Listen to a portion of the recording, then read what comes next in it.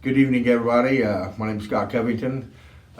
Going to go talk about a few things tonight. This is my ministry called Come Down the Brokenhearted.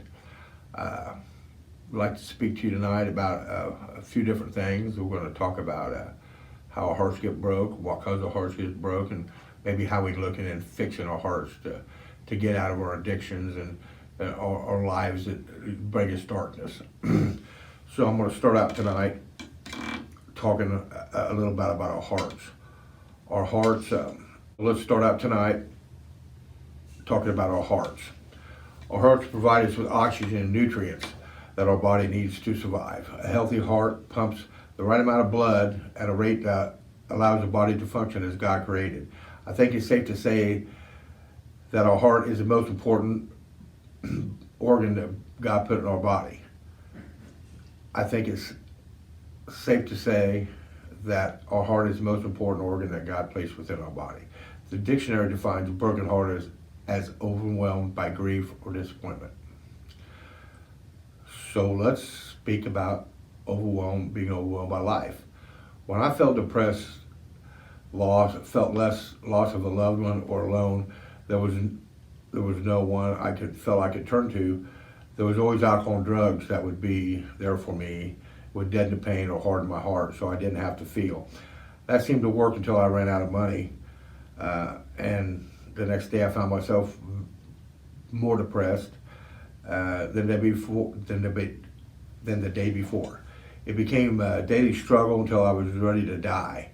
I did not know how to stop.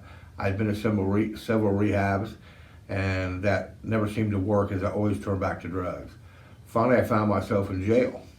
I'd never been to jail, but overnight. But this time, I was 59 years old, and I had to spend 35 days in jail until I built up enough money to bail myself out. I was finally forced to be clean and had went through withdrawal in jail. The day finally come when I was set free, pending a court date hearing.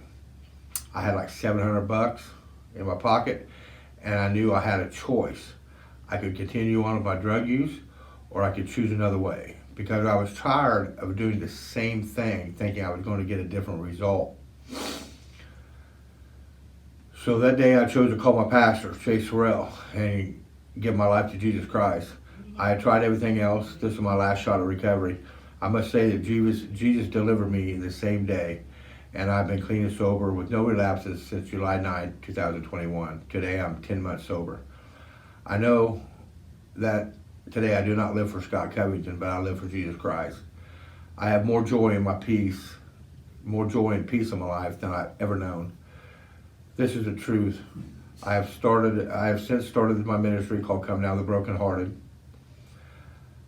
You can find me on Facebook personally as Scott Covington, or on Facebook, Come Down the Brokenhearted. I started this ministry to reach out to anyone who would want to have a conversation with me. If you know me, you know that I have a dark past and a bad reputation. Those of you who don't know me, let me talk a little bit about my past. Life was grand when you were a young kid. I don't think you know the troubles of life. You didn't have no idea about that. I know that in 5th grade, my parents got a divorce. That changed my life. It was a life-changing experience to a young man. I got to move from my mother and father, and I had to go live with my father. That was difficult as I changed schools.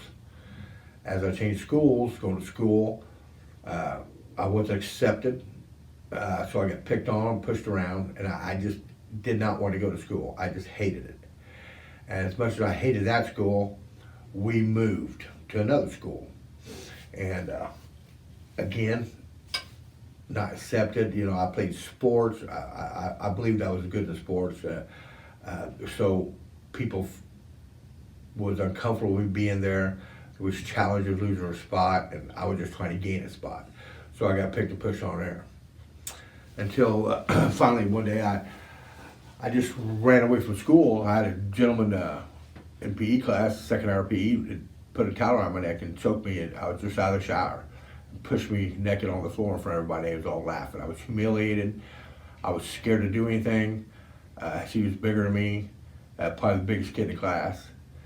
So I choose to run away because I didn't want to get in trouble at school because I knew what I'd answer for at home. So I ran away, and finally a day later or so I came back home and spoke to my dad about it and told him what to do, and he told me to never allow that. Don't ever allow somebody to do that to you. That he would stand up for me, and no matter what happened at school, but don't ever let somebody do that to me. So that day changed my life. At the end of the day, the next day I went to school. Same thing happened. Kid pushed me down, and I started to fight. The fight got broke up. Then I was challenged to a fight after school. Well, wasn't looking forward to it. I had all day to look forward to doing this. Well, at the end of the day, we met after school, had a fight, and nobody's ever won in a fight, and I don't think that there's ever a winner or a loser. But I'd overcome the challenge, and from that day on, I knew that my fist could keep me from things. And if somebody did something to me, that this would get me over. And I moved on to high school years, and there was football, and but with football became another challenge. There was alcohol involved in the school I went to. There was a lot of alcohol drinking. So to become part of the group, part of the clique, I started drinking alcohol, and that was where it started, drinking alcohol. It caused trouble at home, got me in trouble, got me grounded. And when I went back to visit where my mother lived, in a town next to the town, there was drugs involved. There was marijuana. And so I started smoking marijuana. So I had alcohol over here, marijuana over there, and just used both. So when I turned 18, my senior year in high school, I chose to join the Marine Corps. So I joined the Marine Corps just to run away. But what I forgot was wherever you go, there you are.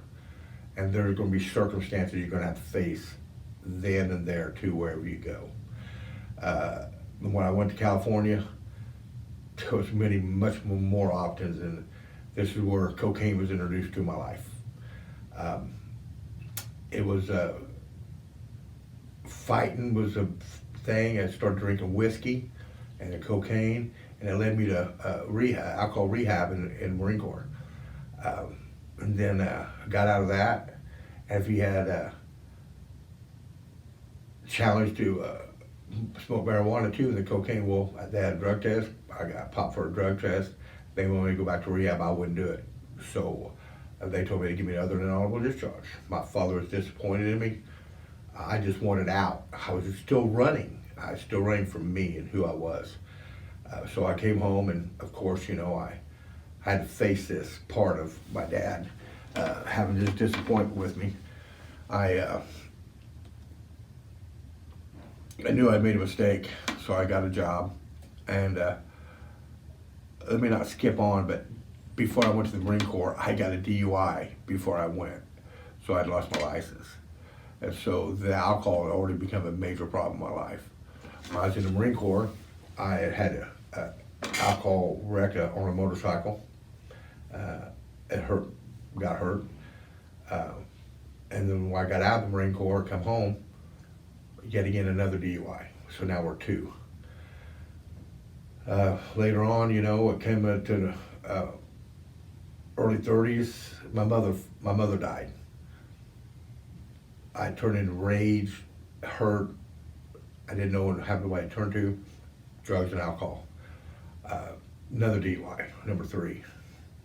So now I've had 3 DUIs, and then I got one in Kentucky, number 4, and ended up before it was all over, had 5 DUIs. I tried a recovery center, did not work for me. I was hung around with the bikers and tough guys in the bars and fought and bounced and started selling cocaine. Stole cocaine, well-known reputation, fighting, bouncing, doing whatever I wanted, whenever I wanted, no matter who I hurt. But as many more people I hurt, it hurt me the most. So I had been in trouble with the law, never had no problems going to jail. I never got no fighting things, aggravated batteries or nothing, but finally I did have an issue. I got a felony hate crime, being up all night long drunk and from cocaine, and got an argument with some gentlemen, and I was wrong. Should have kept my mouth shut, but I couldn't do that. Never kept my mouth shut. It got me in bad trouble. So then I started being a felon. I had aggravated battery and felony hate crime. This year just devastating. It was going to be a black cloud the rest of my life. So during about 38 years old, I worked at General Motors for a little bit, and I met a woman, and I told guys that I was going to marry her. They all laughed, and ended up, I did marry her. I'd quit drinking, I'd quit drugs, started going to church, and started a business, Covington contracting, cleaned up, bought a house, built a business, had 16 guys. I was going to church outside. But the fail about that was that I put my wife first, I put my business first, I put my Harleys first, my money first, and then came church. So 10 years later, being clean, my wife left me. I still had anger issues I didn't know how to deal with. So the wife, the business, the Harleys, and the church, it all came to a screeching halt. I just all got taken away from me. So when I came home one day, my house was empty, and I'd been clean for 10 years. So after seeing my house empty, I was just totally devastated. I'd had a gun, and I grabbed my gun and put my gun in my mouth, and I was going to end it. But I knew I had a son, and I loved him dearly. I could not do that to him or myself. So I put the gun down and said, I'll just show everybody. And I called a friend, a so-called friend, and told me to bring me 8 balls and some women. And that just continued on in my life, the hating, the fighting, trying to run from things, moving from state and back to home and move to different places. But wherever I went, there I was. I just had struggles of loss of my mother. I had struggles with addiction and alcohol. And then the powder cocaine, I found crack cocaine. It's devastating, just devastated my life. It got to where my family didn't talk to me. Everybody was nice to me to my face, but I just was pretty much, the bad guy and earned a bad reputation. Until I finally, at 59 years old, I found myself wanted to just find a place, and I just wanted to die. But again, I had this wonderful son. I just couldn't do that. Well, the crack cocaine got worse, and I ended up sort of stealing because the money ran out, and I knew that I couldn't afford the crack cocaine, so I started shoplifting, and then I became somebody that I never thought I would become. Well, I'd know that I got arrested for a felony theft. I got put in jail. I had to spend the 35 days in jail, like I said, and it comes to bring me today. I'm 10 months sober. I'm recovered, and I will be facing addiction the rest of my life. There's always opportunities for me to turn back to that way of life, but I've never found more happiness and more joy living for God in my life. It's truly changed my life, and that's for me. I don't know what you're looking for. I don't know how you want to change, but I tell you, there's many ways, and we're going to give them to you here on a break we're going to take. We're going to give you, there's 4 different places in town here, and me, that we're going to offer you some options. If you want to get out of the life, get out of the streets, have a chance at a new life. At 59 years old, I finally quit the bad way of life, the bad way of thinking. I quit using excuses. I quit complaining and just giving myself every excuse I could to keep me where I'm at.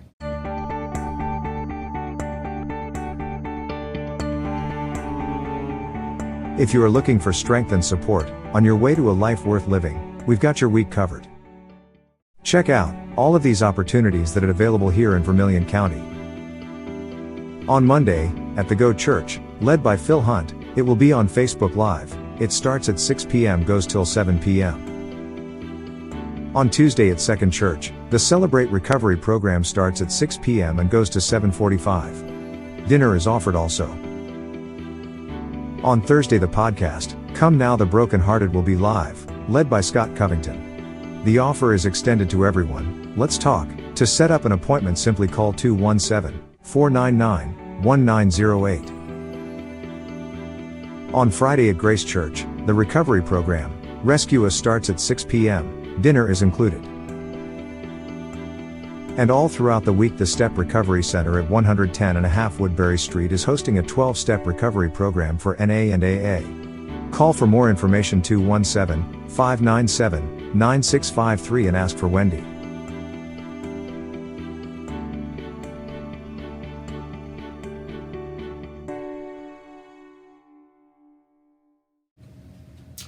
And today I try to live for Jesus. I try to do the right things to people.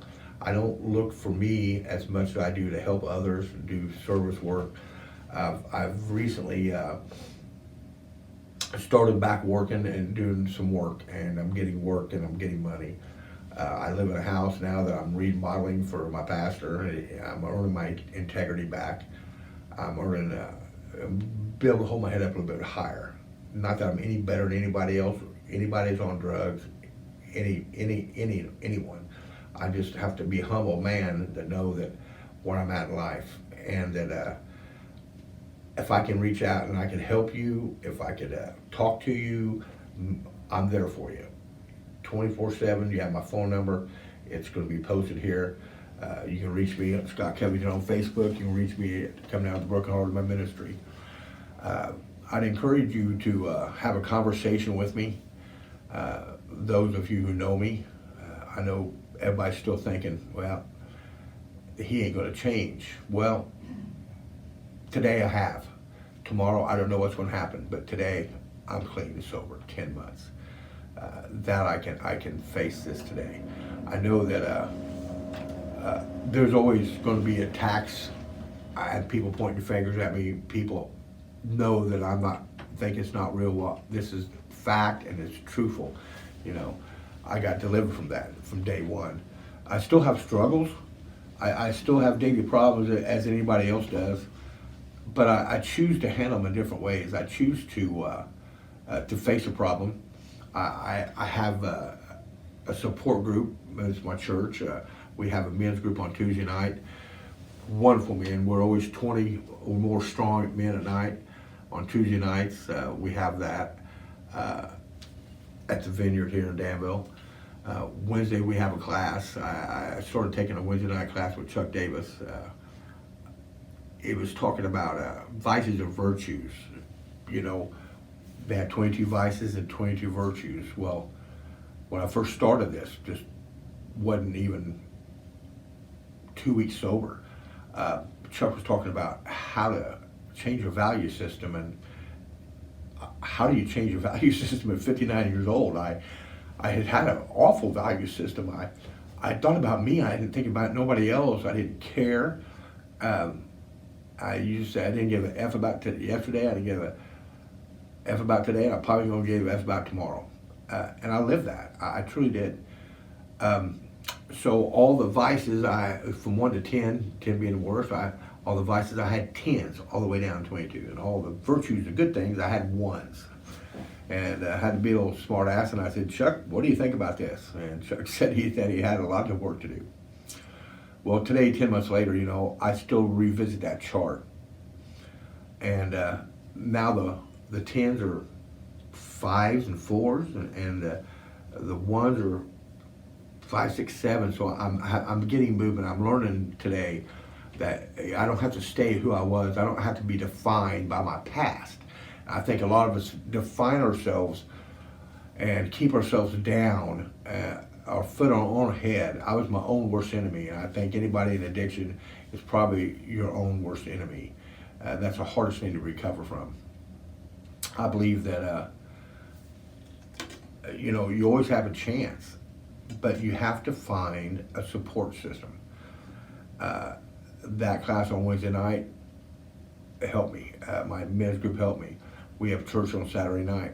I go to church Saturday night. I go to both services on Sundays. So I got 4 days in church, and I was going to NA and AA meetings. I'm now on, since I've sentenced for my theft thing, my felony theft. I've got 2 years probation. So I have to drug test, and I have to go see my probationer every month for 2 years, and I have a fine I have to pay. But I'm not the same man I was as I am today. And that's a choice that I made. I've made my probation. Well, I'm always early. I do what they say. Now I can't do what I want, but it makes me do the right things. Now, our habits, our old habits, it keeps us where we're at. So I'm developing new habits, developing a new way of life. I haven't had any struggles where I'm in prayer about things. I turn to God for my problems. I know I have problems. I have a repentance to have. Some people don't choose to serve the Lord as I chose, and some people think it's a way out. But maybe you're not where I was at. Maybe you didn't do all the rehabs. Maybe you didn't have the life I had, and some of you did, some of you didn't. But there's other programs you can reach out, and they can help you. I know that there's a way out for you. You just have to find the right place, but you have to do it. You have to do it with a support system. You have to have a support system. You can't do it alone. I've tried to do it alone many times, and it failed for me. It just truly failed for me. But I know that I encourage you to either call me or find me on Facebook, so then we can engage and try to find you a way out of where we're at. Again, I found several places locally that you can get in contact with us. They're going to be posted here shortly. But I know that Jesus saved my life. I know that at the end of the day, you're loved, you're needed, and you matter. But you have to be matter to yourself. You have to know that there's a better life. And I'm telling you here, I'm sitting here telling you there's a better life. Jesus taught us that blessed are the pure in heart, for they will see God. A spiritual heart is the core of the control center of the whole being and life. The content of a heart is emotions, desire, beliefs. The operations of a heart is choices, responses, and directing action. That constitutes our daily existence. In the Bible, our heart is considered the seat of life and strength, hence mind, soul, and spirit, or it's one's entire nature of understanding. However, the most important heart is the spiritual heart. This heart is only visible to dedicated spiritual seekers. It's the path to discover true self-dwelling. What does it mean to seek God with all your heart? Jeremiah 29:13, when you search for me, you will find me, says the Lord. The Lord is close to the brokenhearted and save those who are crushed in spirit. The good news, though you may feel defeated, God is closer than you realize. He's always with you. He can heal your heart. God demonstrates his own love for us in this. While we are still sinners, Christ died for us. Psalms 147:3, he heals the brokenhearted and binds up their wounds. The most honest confession of personal sin in the Bible ends with these words: you will not despair of the broken and crushed heart, Psalms 51. God is near to the brokenhearted. God is with the brokenhearted. God can be brokenhearted at our rejection of him. There is nothing we experience that God has not endured in God's human life as Jesus. Much of the Bible that God is real life are to be found in the midst of our suffering. Psalm 34:6, the poor man called and the Lord heard him. So he saved him out of all his troubles.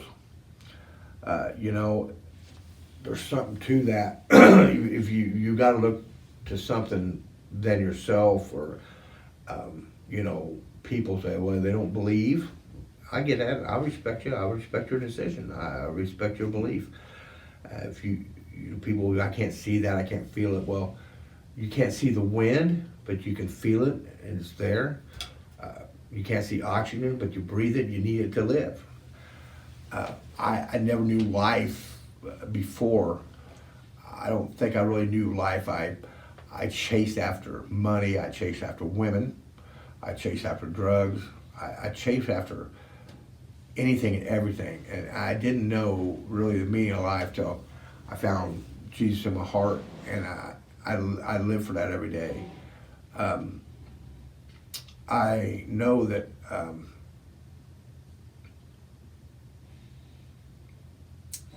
it just changed my life. There's just no way for me. I'll never turn away from that. On earth, you know, we can have all the riches in the world, but I promise you, as much money you have, as much things, cars, houses, whatever you have, at the end of the day, your grave and my grave, they're going to be the same size. They're going to be. And so what are we living for? What's the end of the mean? What are we looking for? Oh, do we care about our salvation? What is salvation? Do you believe in heaven and hell? Does it matter to you? Do you care? You know, I have a friend. He's a neighbor. Known him all my life. I know he don't believe in God. That's okay. He's still a dear friend. I love him dearly. I don't care about that. It's funny that we have conversations, we talk, we have breakfast together, and he's a very dear friend of mine. Besides his belief, that has nothing to do with it.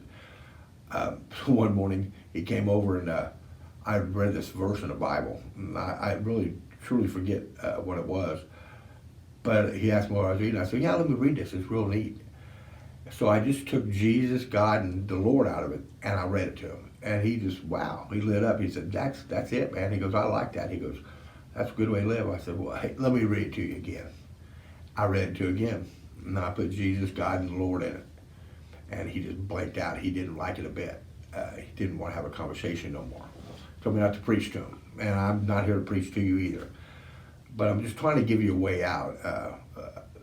I never knew life as I know life today. I truly don't, you know. I have the best relationship with my son, my sister. She still looks at me and wait for me to get angry and blow up, because I did. You never could put me on a speakerphone, because I wasn't a guy to put on a speakerphone. You go out to a restaurant with me, I would embarrass you. I wouldn't. I'd say anything to anybody at any time. I had no filter. I did not care. I didn't care what you thought of me. I didn't care. If I didn't like it, I was going to tell you. I didn't care. I didn't care. Today, I do. I care about. I care about me. I care about others. I care about their lives. I care about your hurt and your pain, because your misery, because I live that, and I just know it's a struggle. That what a struggle you find yourself in. I see people every day. I drive down the road. You know, I was homeless. I was homeless for a couple of years. It's a choice. I just did. I gave up. I just didn't care, and that led me away from my family. Didn't talk to my dad for years. My sister just sort of disowned me. I had 2 free phone calls going to jail, and I had 2 free phone calls going out of jail. And today I'm in repairing in my relationships. I don't have the anger issues. I'm working on them. They're getting better. If I don't have nothing good to say, I just find myself, I shut up. And and to try to get in prayer and try to get my head right, because the world's still going to deal us a bad hand. That's not going to change the fact, but it's how we look at it and how we try to overcome it. I think when you just throw your hands up and say, I quit, well, there's only one person you're talking to. It's yourself. Right here. It's right here. It's all there. If you talk yourself into you're quitting, well, you're going to quit. You cannot continue doing the same thing and expect a different result. I did that for years, and I speak of myself. I'm not trying to point my finger at you and tell you, but I'm telling you the truth. If you're hurt and you're lost, and you lost your parent, or you lost your loved one, or you lost a child, or a good friend that was just dear to you, it breaks your heart. So we find things that makes us not feel or hurt. We might take a pill. There's a lot of that going on today. Heroin, cocaine, alcohol. They'll always come up with some kind of new drug. And the more you use it, I noticed after time I used it, it just, my sister asked me how come I didn't cry no more, because what's there to cry over? I didn't have no feeling no more. I made that brick wall. I just didn't have the feeling, didn't care. So we turn to things to not heal our heart, but to harden it and build something around it. It's not fair to others. It's not fair to yourself. I think that if you choose that path, you're going to get the cards that you're dealing yourself. The only cards up your sleeve is another pill, another drug. It's not going to lead you to places you want to go. It's not going to find you joy. It's not going to give you comfort. It certainly ain't going to give you peace of mind.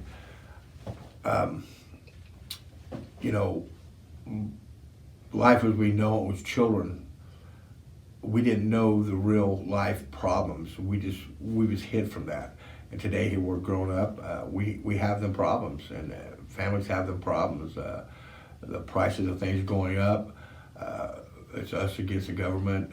These things the world's getting out of whack. What's going to happen?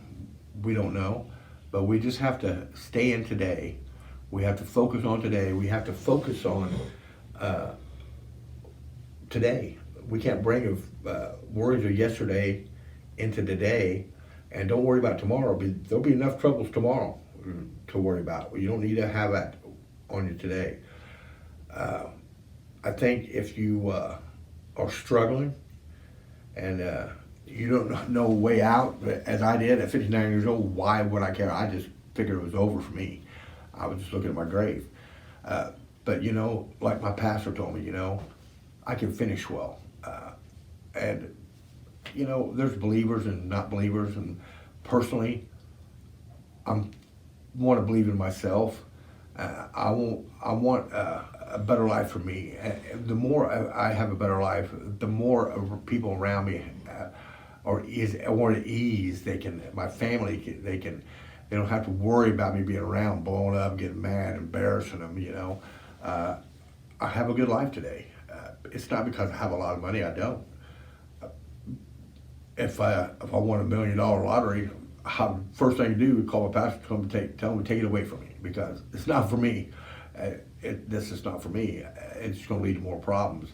If you think you're going to solve your problems by getting more money, or buying yourself something, new car or a new motorcycle, or buying something of like that, it ain't. It's just going to, just for a minute, that'll be the newness will wear off, and there you are. You look yourself in the mirror, and you're still going to be the same person in here. So you have to change your way of thinking. You have to do something different. You have to figure out. You're going to have to let your guard down. You're going to have to open the doors up and find a new way to start trusting. You have to trust in somebody, and probably going to have to start trusting yourself a little bit more, and get out of the bad habits and find some different habits. Habits is habit. If you've been doing this for 40 years like I've done it, It was a pretty hard habit to do. But I'm here to tell you, 10 months today, 10 months without drugs and alcohol. I know I look at myself in today, I don't see the same hateful person I seen. I just don't see it. I know there's an opportunity or a chance for you. If you do know me, you know that this ain't the Scott Covington you used to know. And I'm here for you. I'm here to talk to you. I'm here to just have a conversation. I'm here to help you. If you're in that hole like I was in, I'm not going to walk by and give you advice. I will jump in that hole with you. I will be with you. I will help you get out of it. I know the struggles of life. We just find ourselves lost, you know? We don't know where to turn. But for me, Jesus saved my life.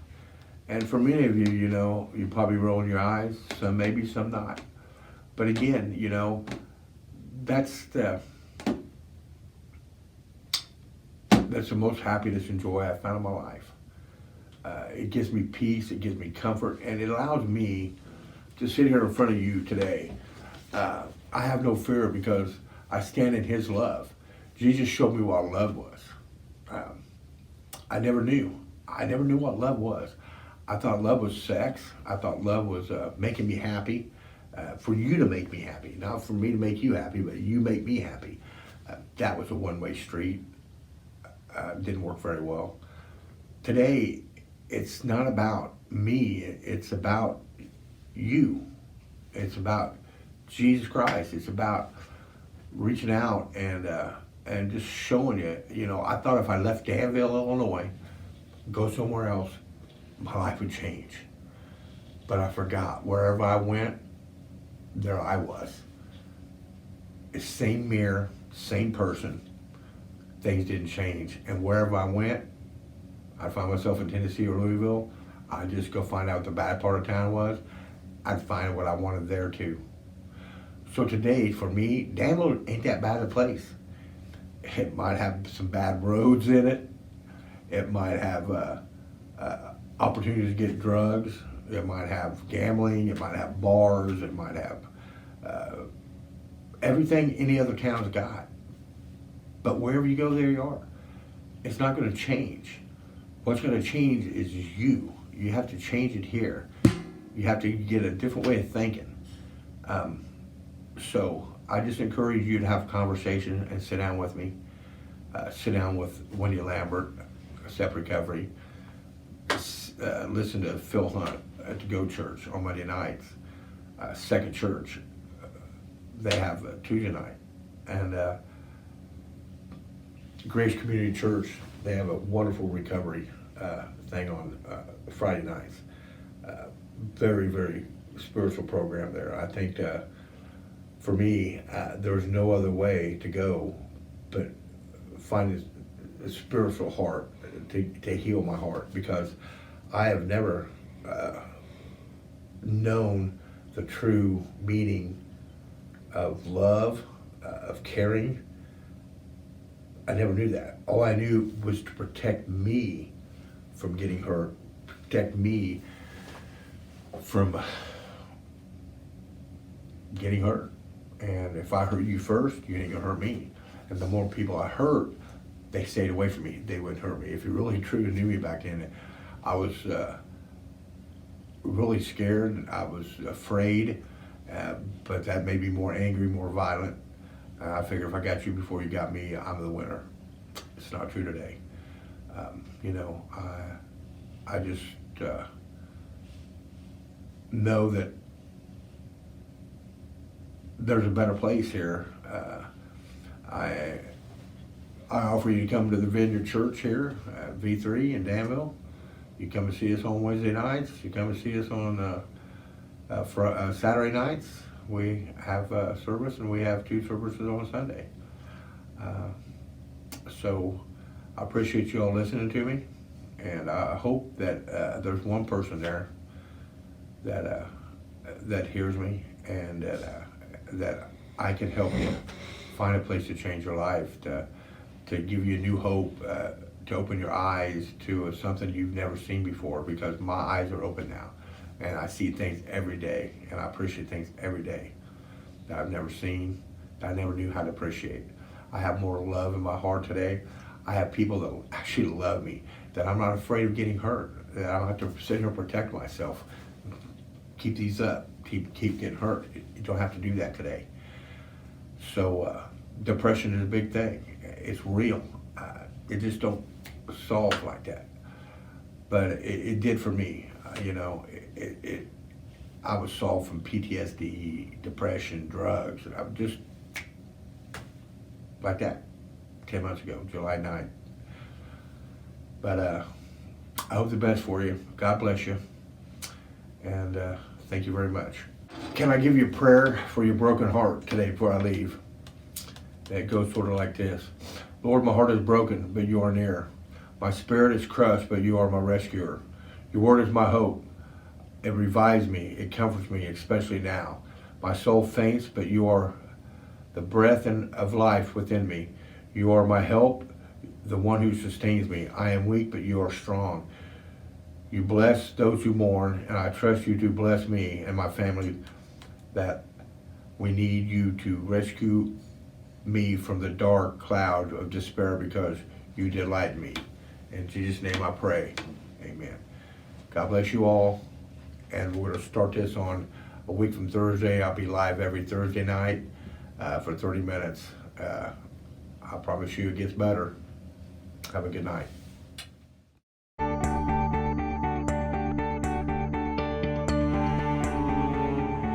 If you are looking for strength and support on your way to a life worth living, we've got your week covered.